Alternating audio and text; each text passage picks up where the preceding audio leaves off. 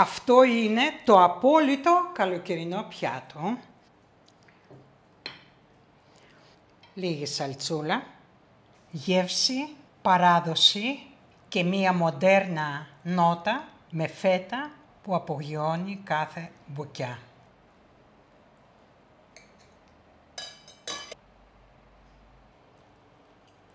Πω, λιώνει.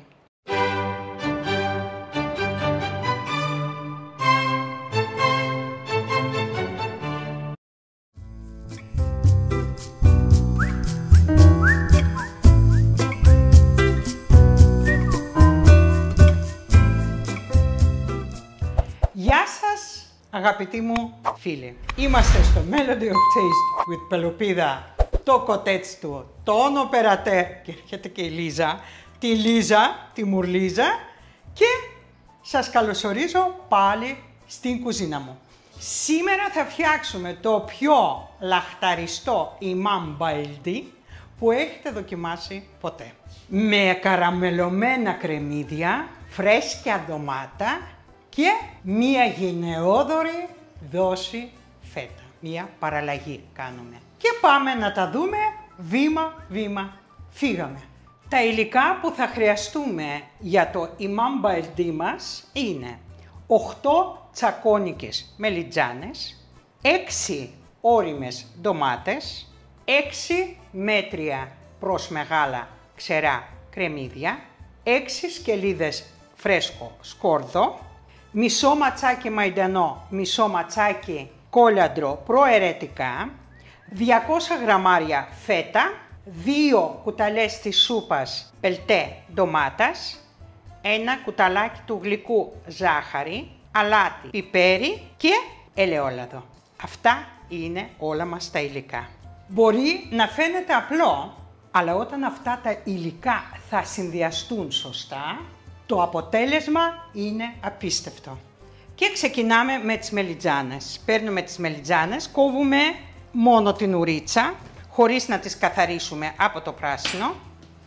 Κόβουμε λωρίδες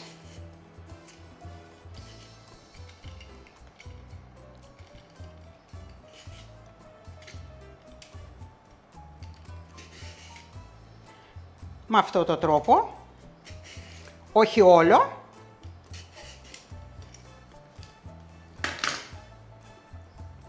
Να έχουμε και φλούδα, αλλά να έχουν περιθώριο και να απορροφήσουν μετά τις γεύσεις. Και συνεχίζουμε με όλες τις μελιτζάνες με το ίδιο τρόπο. Αφαιρώ την ουρίτσα που εξέχει.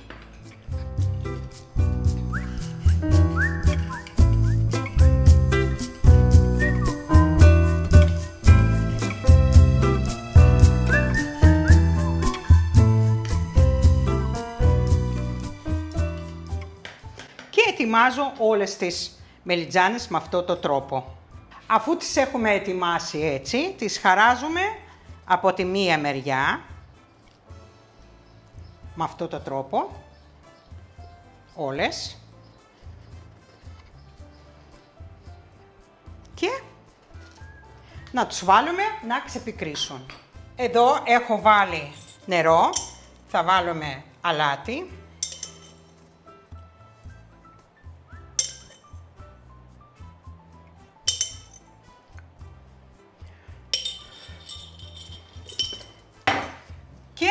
Θα βυθίσουμε τις μελιτζάνες μας που τις έχουμε κόψει με αυτόν τον τρόπο και τις έχουμε χαράξει.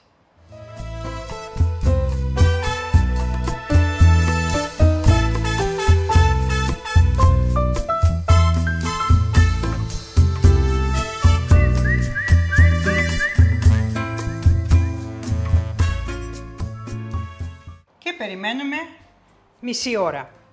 Και όσο θα περιμένουμε τις μελιτζάνες μας, θα ετοιμάσουμε τις ντομάτες μας. Θα τις ξεφλουδίσουμε.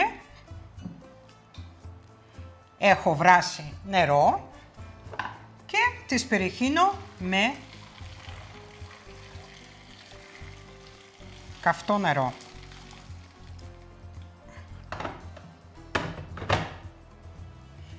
Μετά από μερικά λεπτά τις μεταφέρουμε σε άλλο μπολ που έχει κρύο νερό με παγάκια.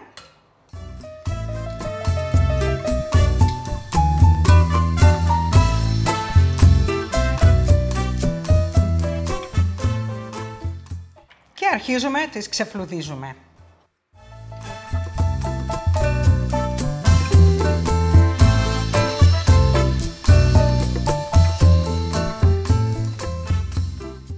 Βλέπετε πόσο εύκολα βγαίνει η φλούδα.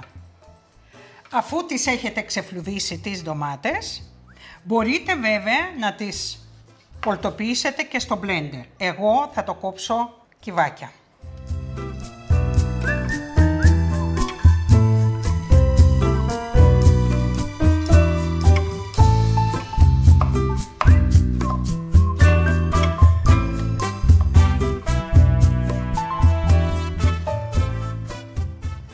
Με αυτόν τον τρόπο.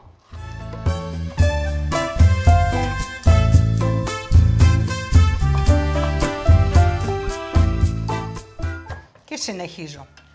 Έχει περάσει μισή ώρα. Τις ξεπλένουμε.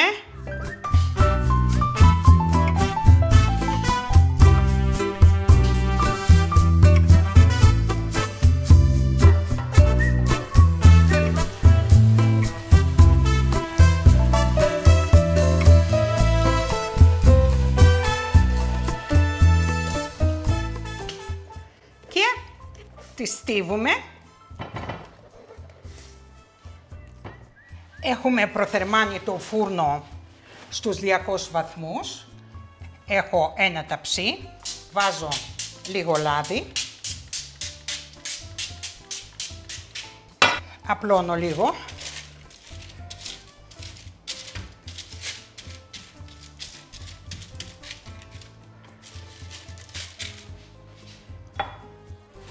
Σκουπίζω τις μελιτζάνες μου και τις βάζω,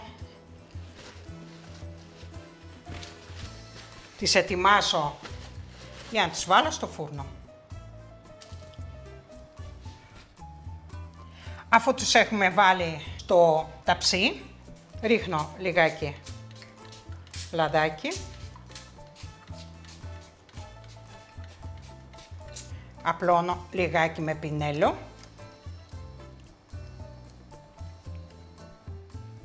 Και το βάζουμε στο φούρνο πάνω σε πάνω ράφι.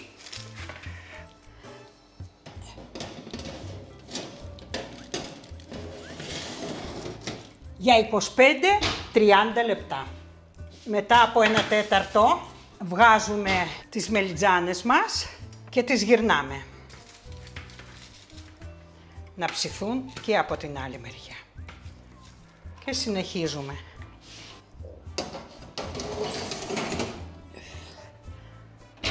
Και ξεκινάμε τη σάλτσα μας. Βάζουμε μία σοτέζα βαθιά. Το μυστικό είναι τα καραμελωμένα κρεμμύδια. Χαμηλή φωτιά, υπομονή και καλό ελαιόλαδο. Βάζουμε για να καλύψουμε το πυθμένα όλο περίπου 1/100 πάχος. Πρώτη φορά με βλέπετε να βάζω τόσο πολύ λάδι, αλλά αυτό το φαγητό θέλει λάδι. Και καλό λάδι θέλει. Αφήνουμε λίγο να ζεσταθεί. Και όσο ψήνονται οι μελιτζάνες μας, εμείς πρέπει να αρχίσουμε να προετοιμάσουμε τη σάλτσα μας. Τις ντομάτες τις ετοιμάσαμε και τώρα πρέπει να κόψουμε τα κρεμμύδια. Τα κρεμμύδια υπάρχουν δύο τρόποι να το κόψουμε. Μπορούμε να το ψιλοκόψουμε καρεδάκια, όπως κόψαμε τις ντομάτες. Μπορούμε να τις κόψουμε και φέτες. Εμένα μου αρέσει όταν είναι κομμένες μισοφέγγαρο. Με αυτό το τρόπο. Λεπτά βέβαια. Βλέπετε. Με αυτό το τρόπο. Και ετοιμάζω τα κρεμμύδια.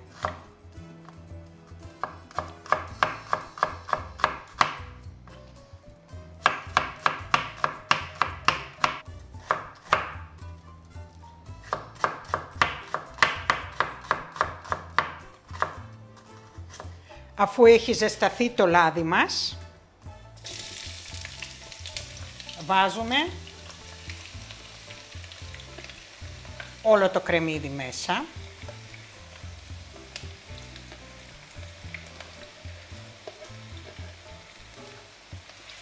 Ανακατεύουμε, κατεβάζουμε τη φωτιά και αφήνουμε να ξεκινήσει να καραμελώνει το κρεμμύδι μας, το οποίο θα χρειαστούμε περίπου 15 με 20 λεπτά. Τότε αρχίζει και βγάζει το κρεμμύδι τα σάκχαρά του και καραμελώνει. Αυτό είναι όλο το μυστικό για το Imam Baldi. Πρέπει να είναι γλυκό το κρεμμύδι χωρίς να του βάλετε ζάχαρη. Ζάχαρη θα βάλουμε λιγάκι στη ντομάτα όταν θα προσθέσουμε. Αλλά πρέπει το κρεμμύδι να βγάλει τα δικά του ζάχαρα. Και αυτό πρέπει να γίνει αργά. Βέβαια είμαστε από πάνω, ανακατεύουμε, δεν πάμε για καφέ στο κολονάκι. Μετά θα πάμε. Και ελάτε να ετοιμάσουμε και το σκόρδο μας. Εσείς μπορείτε να κόψετε slice πάρα πολύ λεπτά, δηλαδή να το κόψετε με αυτόν τον τρόπο. Πολύ λεπτά slice. Εγώ έχω ειδικό εργαλείο, το οποίο δεν ξέρω πού θα το αγοράσετε. Εγώ το έχω πάρει αρκετά χρόνια πριν. Μπαίνουν εδώ τα σκελίδες, κλείνεται με ένα ειδικό τρόπο και κόβει με αυτό το τρόπο και βγάζει τα slice πάρα πολύ λεπτά. Λοιπόν, εάν θα το ψάξετε, εγώ το πήρα σε ένα κατάστημα που έχει κλείσει και δεν μπορώ να σας πω, η μάρκα είναι Bodum και νομίζω είναι ολλανδική εταιρεία, αλλά πιστεύω ότι δεν είναι μόνο αυτή η εταιρεία που το βγάζει αυτό. Αν σας βολεύει αυτό, μπορείτε να πάρετε απλά. Τα slice που κάνει είναι πάρα πολύ λεπτά, που λιώνουν μέσα στο φαγητό. Οπότε ετοιμάζω εγώ το σκόρδο με αυτόν τον τρόπο. Λοιπόν, βλέπετε πως έχει κάτσει το κρεμμύδι, αρχίζει και καραμελώνει.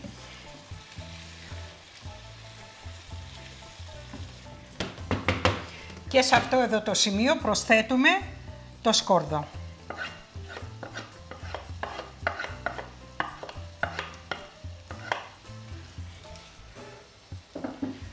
Το ανακατεύουμε μαζί με τα κρεμμύδια. Κατεβάζω ακόμα την φωτιά.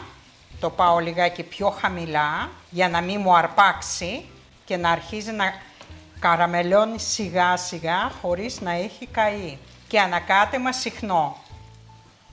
Επίσης, για να το καραμελώσετε σωστά, μόλις βλέπετε ότι σταματάει το τσιτσίρισμα, ανεβάζετε λίγο τη φωτιά, το ζεσταίνετε, κατεβάζετε. Ναι, θα μου πείτε, αυτή τη δουλειά θα κάνω με Αλμπίνα. Ναι. Και όμως, άμα θέλετε να φάτε σωστό φαγητό και να καμαρώσετε ότι έχετε φτιάξει ένα άψογο Imam και να γευτούν οι φίλοι σας και η οικογένειά σας, πρέπει να δώσετε λίγο χρόνο παραπάνω και να έχετε υπομονή για το σωστό αποτέλεσμα. Είναι έτοιμες οι μελιτζάνες μας, τις βγάζουμε, κατεβάζουμε το φούρνο από τους 200, πάμε στους 180 στη θερμοκρασία που θα ψήνεται το φαγητό μας και βγάζουμε. Δοκιμάζουμε αν έχουν ψηθεί, πρέπει να έχουν ψηθεί, είναι μαλακά, βλέπετε πόσο μαλακά είναι, έτσι, πολύ μαλακά.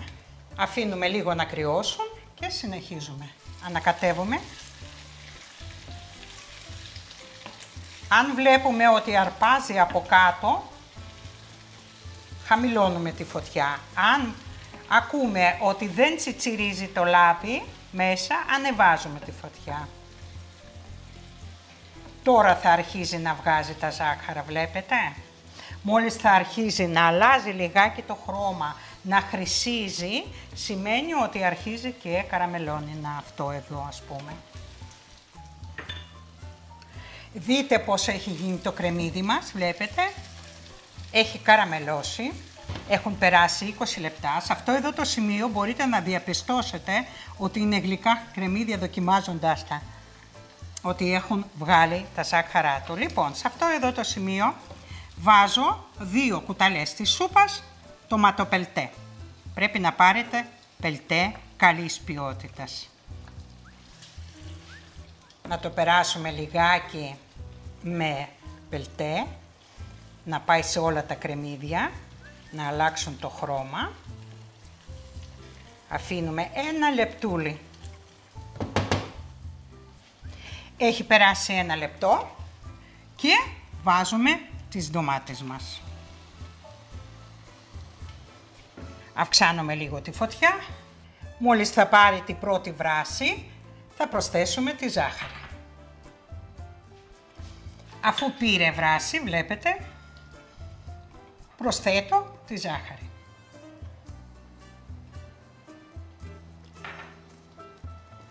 Ανακατεύω. Βλέπετε πως έχει γίνει η σάλτσα μας και πάμε να τις προσθέσουμε πιπέρι και αλάτι.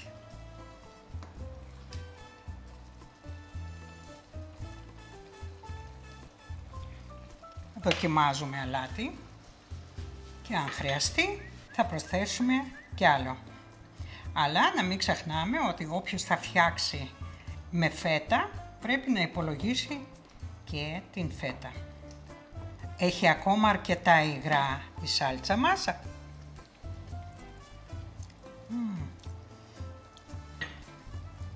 Θα βάλω αλάτι ακόμα.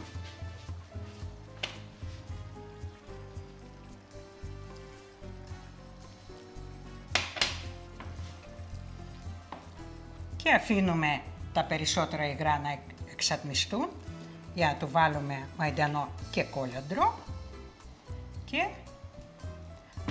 να ολοκληρώσουμε το φαγητό μας. Και τώρα ελάτε να κόψουμε μαϊντανό και κόλαντρο. Κόβουμε τους μίσχους. Δεν τους πετάμε, θα δείτε τι θα τα κάνουμε. Ψιλοκόβουμε το υπόλοιπο. Φυσικά, αν δεν σας αρέσει κόλαντρο, σας έχω πει πολλές φορές, μην το βάζετε. Εγώ σας κάνω μία συνταγή που έφτιαχνε η γιαγιά μου. Να δούμε πού είναι τα υγρά μας. Θέλουμε 5 λεπτά ακόμα. Δεν πρέπει να είναι εντελώς στεγνό, θέλουμε να έχουμε χυμούς, δηλαδή σάλτσα, αλλά θέλουμε να είναι η σάλτσα μας να έχει δέσει. Βλέπετε πως είναι, να μην είναι νερουλή. Αφήνουμε λοιπόν άλλα 5 λεπτά. Προσθέτουμε την πρασινάδα μας.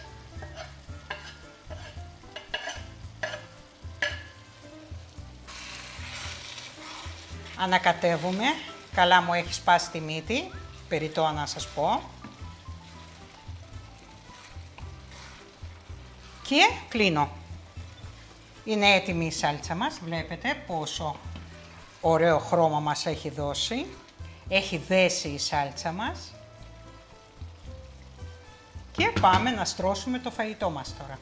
Μέσα στο σκεύος που θα έχουμε βάλει τις μελιτζάνες μας, βάζω λίγο λαδάκι. Απλώνω τους μόσχους αυτούς που έχουμε κόψει. Βάζω λίγη σάλτσα. Φτιάχνουμε ένα στρώμα για τις μελιτζάνες μας. Βλέπετε ότι ακόμα δεν έχω βάλει φέτα. Θα δείτε τώρα. Πάμε να βάλουμε τις μελιτζάνες μας. Παίρνουμε τις μελιτζάνες, τις ανοίγουμε λίγο. Με αυτόν τον τρόπο.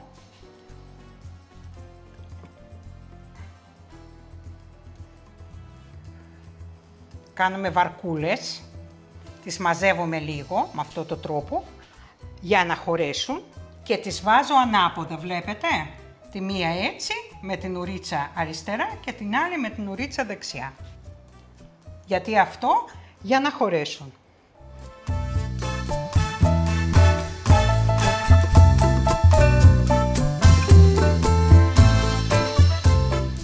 Παίρνω 2 πυρούνια και με αυτόν τον τρόπο τις πατάω και κάνω λιγάκι τις πολτοποιώ κατά κάποιο τρόπο. Και τώρα θα τις δώσουμε ζωή στις μελιτζάνες αυτές. Τώρα ήρθε η ώρα να βάλουμε τη φέτα, την οποία θα τη σπάσουμε έτσι.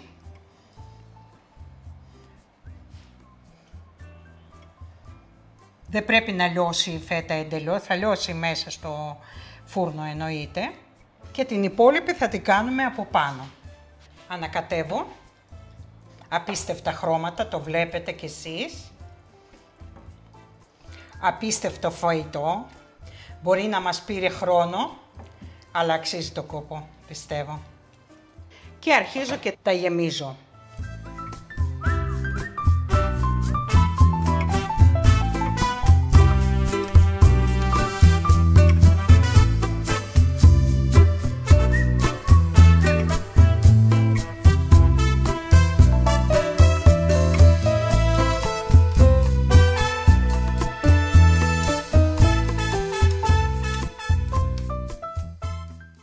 Αγνά υλικά, συνδυασμός υλικών που κάνει τη γεύση απίστευτη, αριστούργημα, και το υπόλοιπο που μου έχει μείνει θα βάλω εδώ στις άκρες για να μαλακώσουν λίγο και οι ουρίτσες μας. Άλλωστε φαίνεται το κάθε κομμάτι πώς θα σερβιριστεί, ο κάθε ένας θα πάρει από μία μελιτζάνα. Είναι μπόλικη και κάνουμε αυτή τη κίνηση. Την υπόλοιπη σάλτσα την απλώνουμε. Βάζουμε την υπόλοιπη φέτα.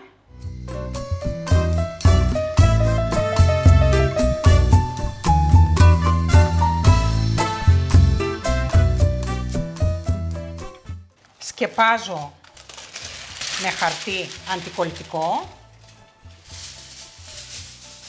από πάνω.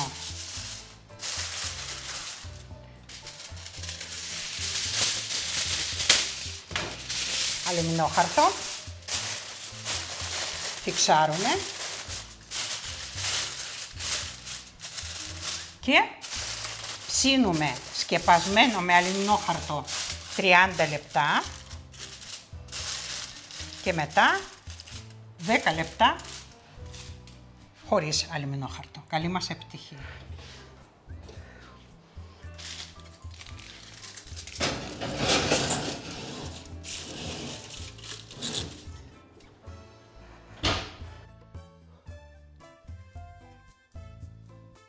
Πέρασαν 30 λεπτά.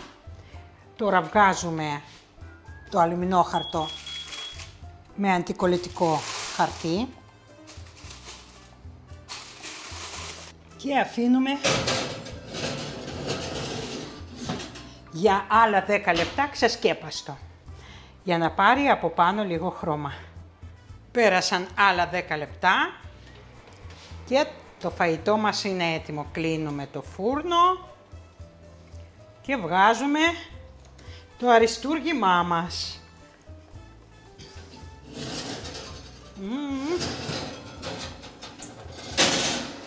Ακούτε ακόμα, βλέπετε πως είναι.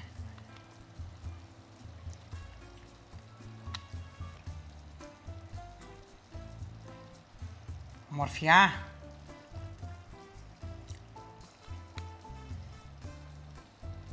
Αριστούργημα. Και φυσικά θα το αφήσουμε να ηρεμήσει το φαγητό μας, να δέσουν οι γεύσεις, να κρυώσει λιγάκι για να το δοκιμάσουμε.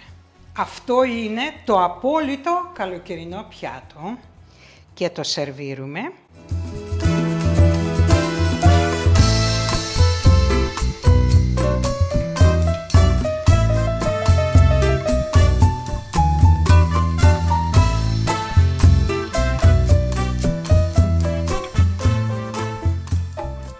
Λίγη σαλτσούλα.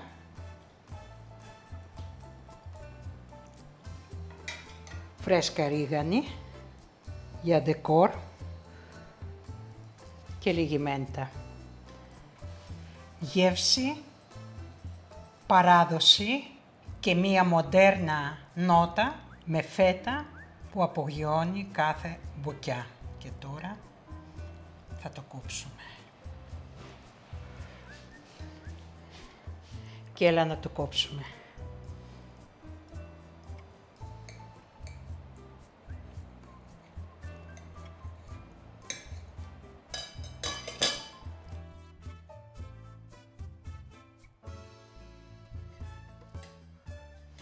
Και δοκιμάζω.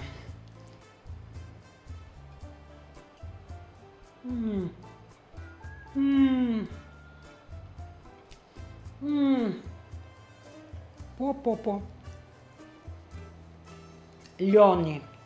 Ελπίζω να απολαύσετε εσείς όπως εγώ.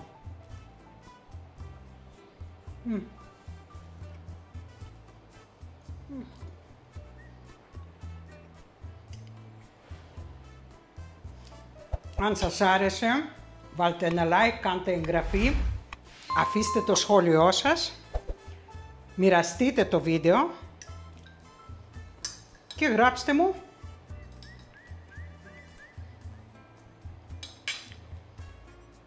τέλειο. Πώς το φτιάχνετε εσείς το ημάμ. Έχει ενδιαφέρον να το διαβάσω.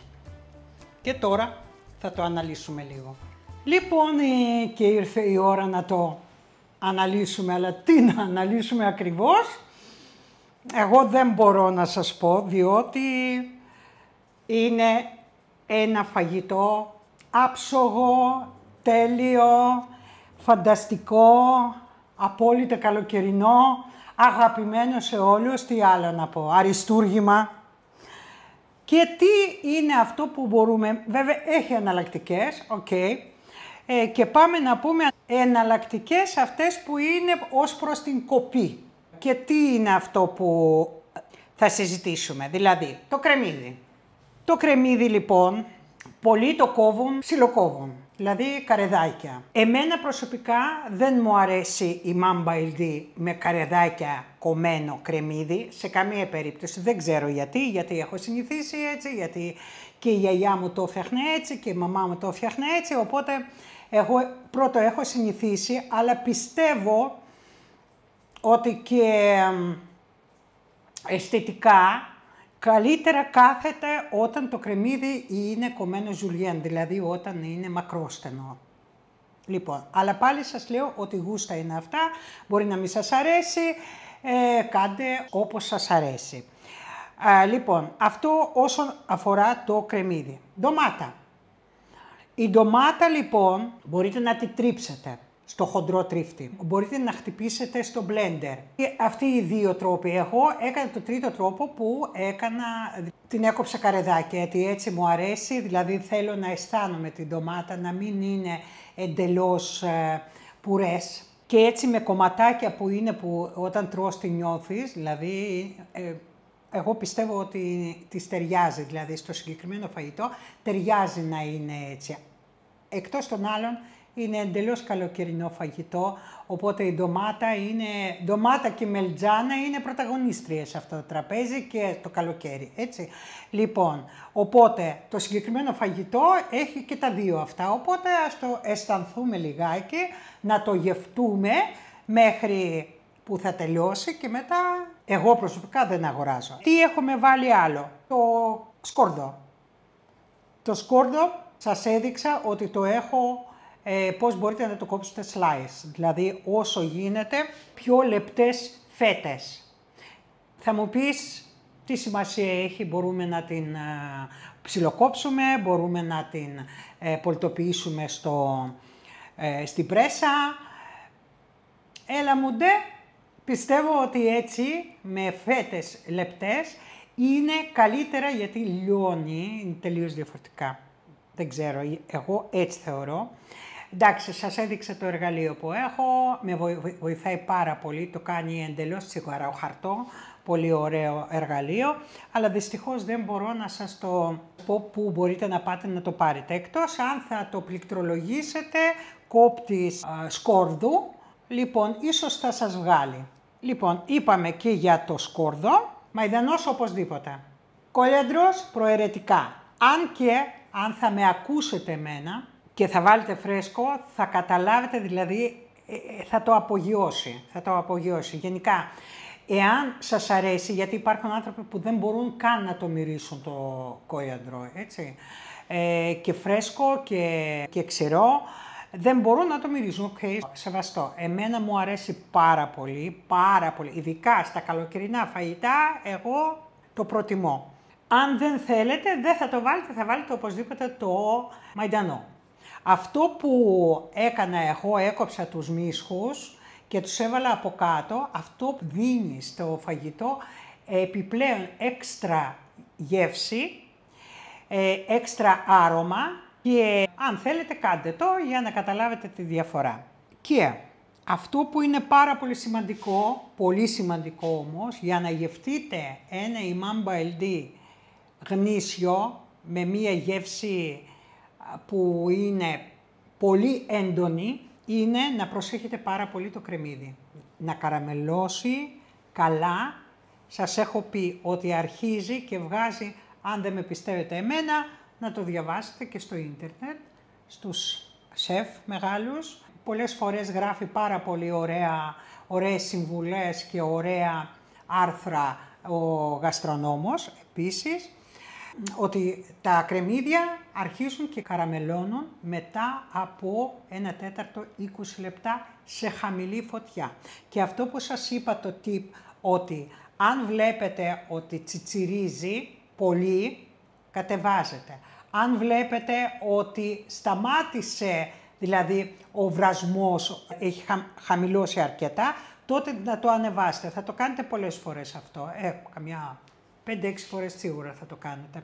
Και αργά θα ψηθεί μέχρι να αρχίζει να βγάζει από κάτω, δηλαδή έτσι χρυσαφή χρώμα, που σημαίνει ότι αρχίζει και καραμελώνει. Εκείνη την ώρα μόνο θα προσθέσετε λίγο πελτέ ντομάτας, θα το αφήσετε 1 λεπτό να απλωθεί αυτή η πάστα και μετά βάζετε τις ντομάτες, τις οποίες τις ντομάτες όταν βάλετε, σημαντικό είναι να μην παραβλέψετε τη ζάχαρη στην ντομάτα, έτσι.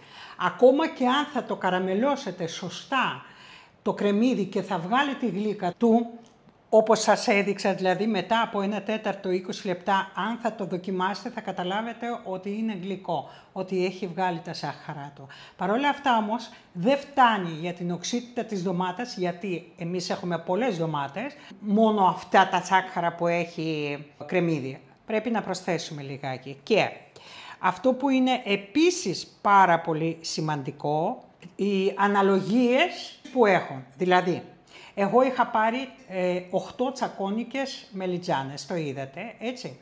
Για 8 τις μελιτζάνες είχα βάλει 6 ντομάτες μέτριες προς μεγάλες, 6 ξερά κρεμμύδια μέτρια προς μεγάλα, 6 σκελίδες σκόρδο. Κανονικά υπάρχει άλλη μία άποψη ότι για κάθε μελιτζάνα θα μετράμε από 1, δηλαδή μία μελιτζάνα, μία ντομάτα, 1 κρεμμύδι, μία σκελίδα σκόρδο. Αυτές είναι αναλογίες. Οκ, εντάξει. Πιστεύω ότι δεν θα το χαλάσει, αλλά και έτσι βγαίνει πάρα πολύ ωραίο. Επίσης, πολύ σημαντικό είναι το καλό ελαιόλαδο, το ξέρετε πάρα πολύ καλά. Επίσης, αυτό που είναι καλό να κάνετε, καλό είναι να μην τα τηγανίσετε. Αν θέλετε να το τηγανίσετε, δηλαδή τη γνήσια συνταγή, το θέλει να περνάμε τις μελιτζάνες από το τηγάνι. Οκ, εντάξει. Στα 20 μας θα μπορούσαμε να το κάνουμε, χωρίς τύψεις, χωρίς τίποτα. Τώρα, από την άλλη όμως, δεν το φτιάχνεις κάθε μέρα, θέλει πάρα πολύ ώρα. Και μία φορά, ας πούμε και 2 φορές το καλοκαίρι να το φτιάξεις, ας είναι τηγανιτά. Λέω εγώ. Λοιπόν, εκτός των άλλων, σημαντικό είναι να έχετε χρόνο. Μην ξεκινάτε αυτό το φαγητό, αυτό το πιάτο έχοντας, μισή ώρα στην διάθεσή σας, μισή ώρα, ακόμα και η 1 ώρα δεν φτάνει. Δηλαδή, βλέπετε η προετοιμασία. Η προετοιμασία ήταν οι μελιτζάνες, οι οποίες πρέπει να τα ξεπικρίσουμε. Και όσο προχωράει το καλοκαίρι, είναι απαραίτητο, γιατί αρχίζει και πικρίζει η μελιτζάνα. Παρότι η τσακώνικη είναι γλυκιά, αρχίζει και βγάζει σπόροι και η φλούδα αρχίζουν και πικρίζουν λιγάκι και είναι απαραίτητο να το ξεπικρίσουμε. Συνεπώς θέλουμε μισή ώρα για να τα ξεπικρίσουμε. Μετά πρέπει να τα βάλουμε στο φούρνο. Είτε θα το τηγανίσετε, είτε θα το βάλετε στο φούρνο, χρειάζεται χρόνος. Βέβαια στο τηγάνι γίνεται ακόμα πιο γρήγορα, ενώ στο φούρνο θέλει χρόνο, θέλει 30 λεπτά, 35, καμιά φορά και 40. Με το καλοκαίρι με όλα τα αναμένα, η τάση του ρεύματος είναι χαμηλή, οπότε θέλει περισσότερη ώρα. Αυτό που δεν συνιστώ είναι να βάλετε στο γκριλ την μελιτζάνα. Αν θα το βάλετε στο γκριλ πρέπει να είστε από πάνω. Αν θα καεί η φλούδα τελείωσε, δηλαδή θα είναι σκληρή, θα πρέπει να τη βγάλετε και ούτω καθεξής, εκτός αν θα την ξεφλουδίσετε όλη που πάλι δεν είναι σωστό. Πρέπει να υπάρχει λίγο η γεύση της φλούδας μέσα στο φαγητό. Όλα παίζουν ρόλο. Λοιπόν, νομίζω τα έχω πει όλα. Χρόνο να έχετε, μπόλικο. Αυτό που φυσικά που μπορείτε να βάλετε, δεν μπορείτε να μην βάλετε, αλλά δοκιμάστε να το βάλετε και δεν θα χάσετε, είναι η φέτα. Και φέτα τελευταία στιγμή, όχι μέσα στην σάλτσα την ώρα που βράζει, σε καμία περίπτωση γιατί θα λιώσει και θα είναι πάστα, δεν θα είναι τέτοια. Ενώ εδώ βλέπετε πώς είναι όλα τα κομμάτια, είναι από πάνω, παρόλα που εγώ είχα βάλει σχεδόν για 45 λεπτά στο φούρνο, μισή ώρα σκεπασμένα και 1/4 ξεσκέπαστο, η φέτα έχει μείνει όπως ήταν. Λοιπόν, εδώ νομίζω σας έχω καλύψει σε όλα. Ελπίζω και εύχομαι να το φτιάξετε. Αν σας άρεσε η συνταγή και φτάσετε μέχρι εδώ, θυμάστε, είναι το like, είναι το σχόλιο σας, είναι να μοιραστείτε το βίντεο με τους φίλους σας, αν δεν έχετε εγγραφή και οπωσδήποτε το καμπανάκι εννοείται για να έχουμε τις ειδοποιήσεις. Αυτό που ήθελα επίσης να πω, σας έχω ζαλίσει με την ώρα, το πιο πιθανόν θα γυρίσω στις 8 γιατί δεν είναι καλές οι ώρες όλες αυτές που έχω δοκιμάσει, οπότε στις 8 η ώρα θα δείτε αυτό και περιμένω να το εκτιμήσετε, να το φτιάξετε και να μου πείτε πώς το φτιάχνετε εσείς για να το διαβάσω. Λοιπόν, σας φιλώ, ήμασταν στο Melody of Taste with Albina, τον Πελοπίδα χωρίς κορνίζα ακόμα, αλλά σας λείπει, ξέρω, το κοτέτσι του και ήρθε η κοπέλα, έλα, ανέβα. Τώρα είναι η σειρά σου, βγαίνεις εσύ, έλα, Starlet. Ανέβα, ορίστε. Ούτε την φώναξα. Ξέρει, είναι πανέξυπνη. Είναι πανέξυπνο παιδί. Είναι πανέξυπνο το κοριτσάκι μου. Είναι πανέξυπνο. Λοιπόν, από εμάς, γεια σας, να μου είστε καλά και θα τα πούμε στο επόμενο βίντεο με καινούρια συνταγή. Σας φιλώ, γεια σας.